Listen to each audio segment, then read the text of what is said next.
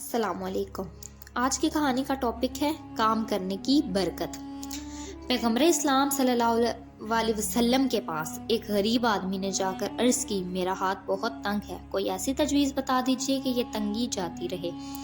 آپ نے پوچھا، کچھ تمہارے پاس ہے بھی؟ اس نے کہا، صرف ایک دری اور ایک لکڑی کا پیالہ۔ فرمایا، دونوں چیزیں لے آؤ۔ غریب اسی وقت دری اور پیالہ لے آیا، جنہیں آپ نے وہیں بیٹھے بیٹھے کسی کے ہاتھ 8 آنے میں بیچ دیا اور اسے دام دے کر فرمایا، اس میں سے 4 آنے کی تو ایک کلہاڑی لے آؤ اور 4 آنے کا آٹا آج کے لیے گھر میں دے آؤ۔ تھوڑی دیر میں جب وہ آٹا گھر پہنچا کر اور کلہاڑی لے کر آپ صلی اللہ علیہ وسلم کی خدمت میں دوبارہ حاضر ہوا تو آپ نے اپنے ہاتھ سے اس میں لکڑی کا دستہ لگا دیا اور فرمایا، جاؤ، ہر روز جنگل میں جا کر اس سے لکڑیاں کاٹ لایا کرو اور انہیں بیچ کر گھر کا خرچ چلایا کرو۔ 15 دن بعد پھر آنا اور ہمیں اپنا حال سنا جانا۔ غریب نے 15ویں دن آ کر عرض کی، گھر کا خرچ چلا کر اسی وقت میرے پاس 2 روپے موجود ہیں۔ آپ بہت خوش ہوئے اور وہ شخص تھوڑے عرصے میں خوشحال ہو گیا۔